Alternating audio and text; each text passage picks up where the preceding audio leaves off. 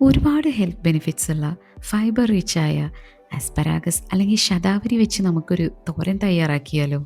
Let's get into the video. I welcome you to my ഈഡാം by Divya. അപ്പോൾ ഇതാണ് ശതാവരി. ഞാനിപ്പോൾ ജർമ്മനിയിലാണ് ഉള്ളത്. ഒരു സ്പ്രിംഗ് സീസൺ സ്റ്റാർട്ട് ചെയ്യുന്നതോടുകൂടി ഇത് ധാരാളം ജർമ്മൻ സൂപ്പർ മാർക്കറ്റ്സിൽ കാണാറുണ്ട്. അപ്പം ഇതിനെ നമുക്കൊന്ന് വാഷ് ചെയ്തെടുക്കാം. അതിനുശേഷം ഇതിൻ്റെ ബോട്ടം പാർട്ട് അത്യാവശ്യം കയ്പ്പായിരിക്കും. അതുകൊണ്ട് തന്നെ ഇതൊന്ന് കട്ട് ചെയ്ത് മാറ്റാം.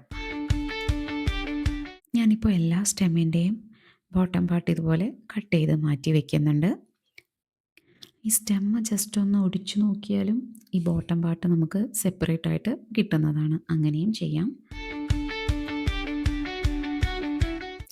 ഇനി ഇതിനെ നമുക്കൊന്ന് ചെറുതായി അരിഞ്ഞെടുക്കണം.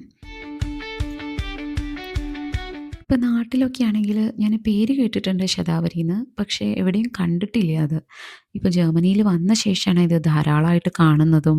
അതുപോലെ റെസ്റ്റോറൻറ്റ്സിലൊക്കെ ആണെങ്കിലും ഇത് ബേക്ക് ചെയ്തിട്ടാണ് ഇവിടെ ആൾക്കാർ കഴിക്കുന്നത്. അപ്പോൾ അങ്ങനെയാണ് നമ്മുടെ കേരള സ്റ്റൈൽ തോരൻ്റെ ഒരു ട്വിസ്റ്റിലോട്ട് എത്തുന്നത്.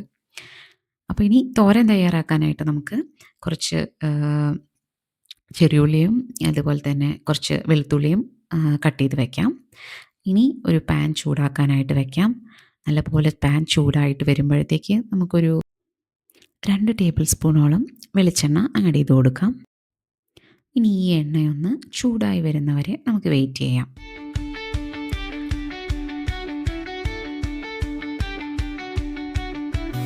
എണ്ണ നല്ലപോലെ ഇപ്പോൾ ചൂടായി വന്നിട്ടുണ്ട്. ഇനി ഇതിലേക്ക് നമുക്ക് ഒരു 1/2 ടീസ്പൂൺ കടുക് ആഡ് ചെയ്ത് കൊടുക്കാം.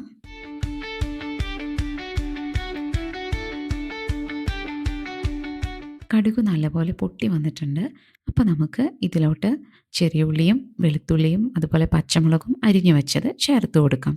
ഇനി ഇത് നമുക്ക് നല്ലപോലെ ഒന്ന് വഴറ്റിയെടുക്കണം.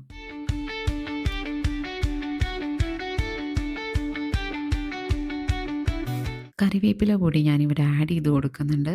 നമ്മുടെ നാട്ടിൽ കിട്ടുന്ന പോലെ അത്രയും ഫ്രഷ് ലീവ്സ് ഒന്നുമല്ല, എങ്കിലും നമുക്കിവിടെ ഇന്ത്യൻ സ്റ്റോഴ്സ് എല്ലാം അവൈലബിൾ ആയിട്ടുള്ളതുകൊണ്ട് നമുക്ക് കറി ലീവ്സ് എല്ലാം ഇവിടെ കിട്ടും. ഇതെല്ലാം ഇവിടെ നല്ലപോലെ നമുക്ക് വഴണ്ട് കിട്ടിയിട്ടുണ്ട്. ഇനി ഇതിലോട്ട് നമുക്ക് അരിഞ്ഞു വെച്ച ശതാവരി ആഡ് ചെയ്ത് കൊടുക്കാം.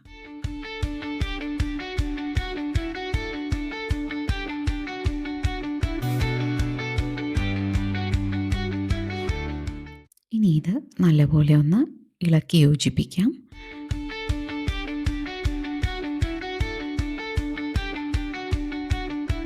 അതിനുശേഷം നമുക്കിതിലേക്ക് ആവശ്യമായിട്ടുള്ള ഉപ്പ് അതുപോലെ തന്നെ മഞ്ഞൾപ്പൊടി എല്ലാം ആഡ് ചെയ്ത് കൊടുക്കാം.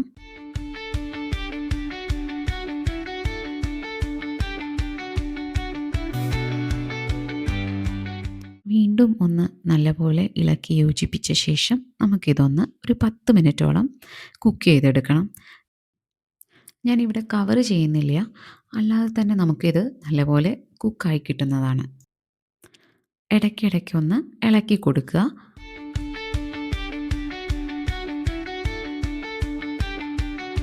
ഒരുപാട് ഹെൽത്ത് ബെനിഫിറ്റ്സ് ഉള്ള ഒരു ഗ്രീൻ വെജിറ്റബിളാണ് ആസ്പാരഗസ്.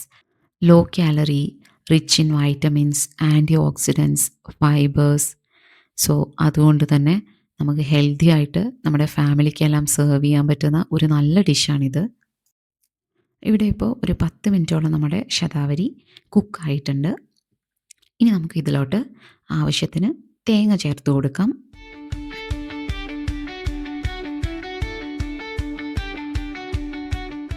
ഇനി ഇത് നല്ലപോലെ ഒന്ന് ഇളക്കി യോജിപ്പിച്ചു കൊടുക്കുക.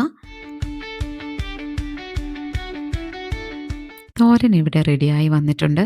നമുക്കിനി ഇത് സെർവ് ചെയ്യാവുന്നതാണ്.